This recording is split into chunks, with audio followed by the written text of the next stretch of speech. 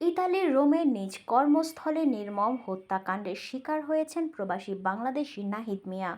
Italy প্রতিনিধি মোল্লা মনিরুজ্জামান মুনির জানান, শুক্রবার হত্যাকাণ্ডে দোষীদের দৃষ্টান্তমূলক শাস্তির দাবিতে প্রতিবাদ ও বিক্ষোভ সমাবেশ করে আর্ডিয়া কমুনের জনগণ।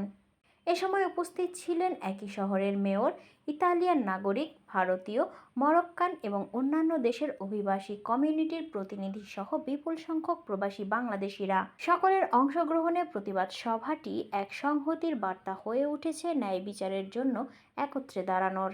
প্রতিবাদ সভা থেকে নাহিদ হত্যার ন্যায্য বিচার ও নিরাপদ কর্মপরিবেশের দাবি করা হয়। ইতালির রোম শহর থেকে বেশ দূরে কমুনে দি রোমার আরদিয়া এলাকায় তোরসান লরেনজোতে 4 বছর ধরে বসবাস করতেন নিহত নাহিদ। ঘটনার দিন আনুমানিক সকাল 11:50 নিজ ব্যবসা প্রতিষ্ঠানে পেট্রোল স্টেশনে দুর্বৃত্তদের হাতে ছুরিকাঘাতে খুন হন তিনি। উল্লেখ্য, নাহিদ ইসলাম একজন ব্যবসায়ী। তার বাড়ি টাঙ্গাইল জেলার ভুয়াপুর পৌরসভার বেতুয়া গ্রামে। তার বয়স 35 বছর।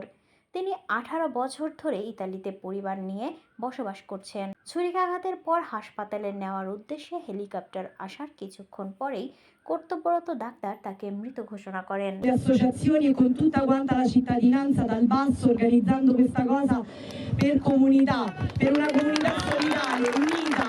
L'abbiamo fatto tutti quanti insieme, ci siamo sentiti al telefono con tutte le mamme delle scuole, con le insegnanti, con le altre associazioni, ci siamo uniti tutti quanti insieme perché volevamo scendere in strada e unirci al dolore, perché crediamo in una comunità che in questi momenti più che mai si deve far sentire insieme. Quindi ringrazio tutti quanti.